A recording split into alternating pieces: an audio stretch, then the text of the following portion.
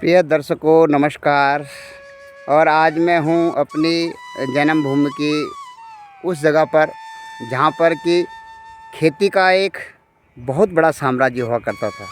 और आज आप देख पाएंगे मेरे साथ में कि आज मैं बहुत दिनों के बाद फिर इधर आया हूँ। तो यहाँ पूरा ये जो इलाका है बंजर पड़ चुका है। आप मेरे पीछे जो देख रहे हैं लंबे लंबे पूरे खेत, ये बड़े खेत, ये सब बंजर पड़ चुके हैं। जबकि यहाँ पर धान की खेती और गेहूं की खेती इतनी ज़बरदस्त हुआ करती थी कि जब हम बचपन में थे और अपनी सेना पे अपनी ड्यूटी में जाते थे तो ये खेत हमें बहुत लहलाते खेत हमें बहुत याद आते थे।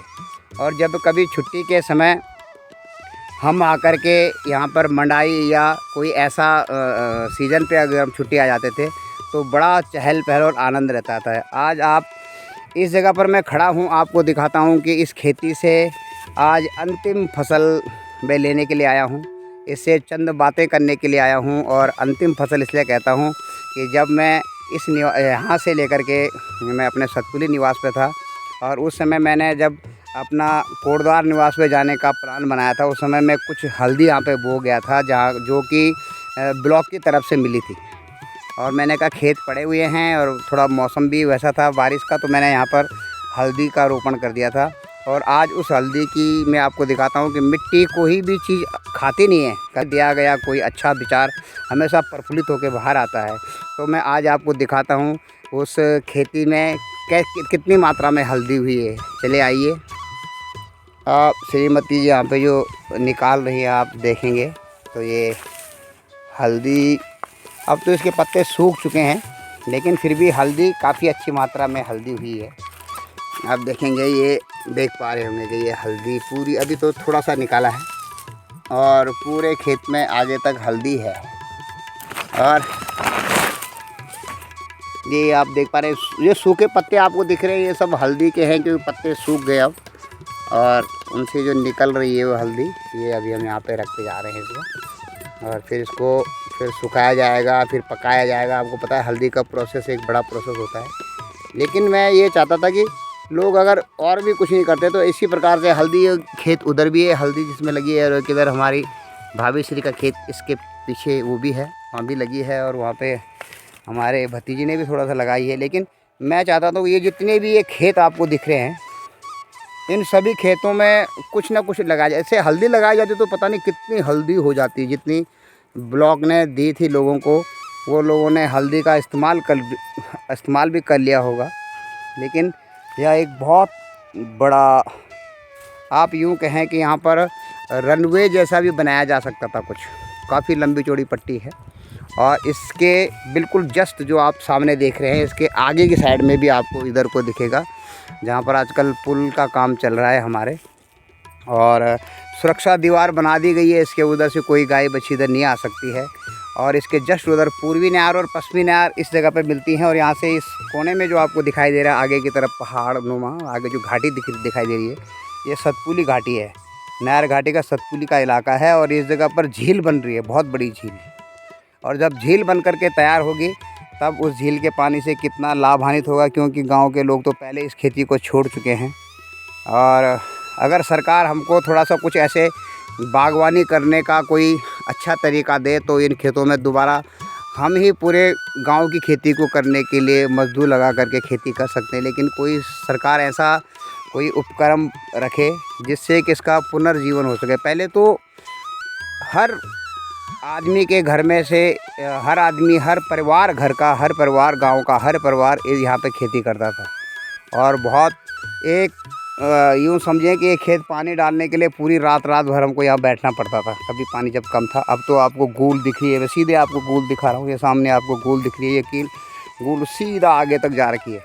और जो आपको नीले रंग का दिख रहा है वहाँ पर एक अमृत सरोवर भी बनाया था इससे पिछले वाले प्रधान जी ने, लेकिन अब वो बिल्कुल सूखा हुआ है। एक बार हमको बताया गया था कि यहाँ पे बिल्कुल पानी होगा, इससे आपके खेतों में पानी जाएगा, आप फुलवारी और ऐसे फलदार वृक्ष लगा सकते हैं। लेकिन सब वो एक दिवा स्वप्न था। और जैसे कि आज अभी हमने निकालना शुरू ही किया, अभी तो हम आए हैं जस्ट। लेकिन अच्छी मात्रा में अच्छी हल्दी भी काफ़ी अच्छी है।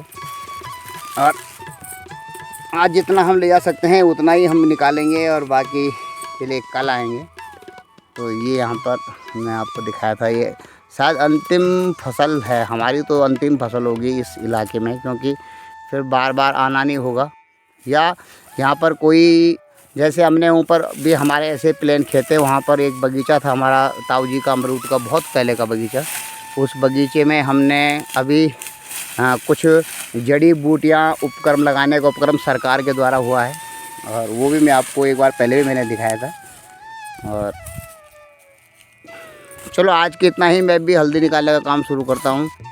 और अब सबसे फुर्सत वाला काम जो है, हल्दी निकालने के बाद या खेत में जब पूरा काम हो जाता था, तब या तो ब्रेकफास्ट खाने के लिए, रोटी खाने के लिए, या बीच में थोड़ा ऐसा हल्का सा कचबोली या माल्टे की कचबोली जब बनती है, माल्टा खाने के लिए मन करता है। बहुत अच्छा भी लगता है खेत में इस प्रकार से। और आज मैं घर से बड़े माल्टे जो बम्बू लेके आया हूँ, बम्बू बोलते हैं इनको हमारे यहाँ पर। और ये थोड़ा सा माल्टे से कम मीठे होते हैं, लेकिन लिम्बा होता है, लिम्बा से थोड़ा सा मीठा होता है। और इसको छिल करके जब तक मेमसा पूरी खेती का वो हल्दी निकालने का काम करते हैं, क्योंकि हल्दी आज पूरा नहीं ले जा पाएंगे हम, काफ़ी सारा हो जाएगा। तो जब तक वो हल्दी निकालते हैं तब तक मैं यहाँ पर उनको छिल करके और थोड़ा कचबोली खाने लायक बना देता हूँ। इस प्रकार पहले हर खेत में हुआ करते थे। जैसे मैं यहाँ पे बैठा हूँ तो दूसरे खेत में भी यही प्रयोजन चलता रहता था, अगले खेत में भी ऐसा होता रहता था। तो काफ़ी आनंद आता था इन बातों में। और इसको धूप नहीं लगनी चाहिए, धूप लगने में ज़्यादा कड़वा सा हो जाता है। और यहाँ पर ये निकाल करके, इससे आपको अपनी पुरानी याद आती होगी। खेत में जब आप गए होंगे कभी, तो पुरानी याद हमारे उत्तराखंड के खेतों में इस प्रकार से चहल पहल जब रहा करती थी। तो सब लोग ऐसे ही अपने पास में माल्टे लेके खेतों में आ जाते थे, और थोड़ा सा नमक, थोड़ा सा चीनी लेकर के साथ ही आ जाते थे। और अब आप देख रहे हैं कि हम दोनों ही यहाँ पर इस वाले इलाके में हम दोनों ही हैं, बाकी पूरे खेत सुनसान पड़े हैं, जैसे कि आपको मैंने शुरुआत में दिखाया था। तो ये आजकल हम अपने गांव में हैं, क्योंकि कोड़दार भावर में भी सर्दी काफ़ी हो गई है और कोहरा लगा रहता है वहाँ पे। और गांव में सतपुली वाली जो हमारी नयार घाटी है, इस इलाके में थोड़ा सा वैसा ही कोहरा कम लगता है, और गर्मी भी ठीक पड़ती है, धूप भी ठीक पड़ती है। इसलिए हम हमारे गांव के आसपास हमने अपने ज़मीनों पे सोलर प्लांट का भी प्लान किया है। बहुत सारे सोलर प्लांट यहाँ पे चल भी रहे हैं। और खेती में आने के बाद आपको पता होगा कि खेती में जो कलेवा रोटी खाने का एक अलग आनंद होता था। तो उस आनंद को आप तब अनुभव कर पाएंगे जब आप कभी उत्तराखंड में इस प्रकार से खेतों में आएंगे। और खेतों की आबो हवा भी एकदम साफ़ सुथरी हवा होती है, और इसके पास में ही नदी भी है। जब खेत में आपको काम करते करते ज़्यादा गर्मी लगने लग जाती है, तो आप उससे क्या कर सकते हैं कि नहा सकते हैं वहाँ पर। तो इसमें आपने देखा कि किस प्रकार से खेतों में गुनगुनी धूप, और कभी तो बिल्कुल चड़चड़ी धूप होती है, तेज़ धूप होती है, और खेतों में काम करने का आनंद भी बड़ा अच्छा आता है। तो आज यह परिदृश्य दिखाने का मेरा आपसे शेयर करने का ये था कि आज हम हल्दी निकालने के लिए खेत में पहुंचे हैं, तो साथ ही आपसे थोड़ा बहुत इन दृश्यों को भी शेयर किया जाए, ताकि आपको भी अपनी पुरानी यादें ताज़ा हो जाएंगी, जो आपने अपने गांव में, जब आप गांव के निवास में रहोगे तब आपने की होगी। तो आज इस अंक में इतना ही। फिर जय हिंद, जय भारत, जय उत्तराखंड। आप सबका दिन शुभ हो।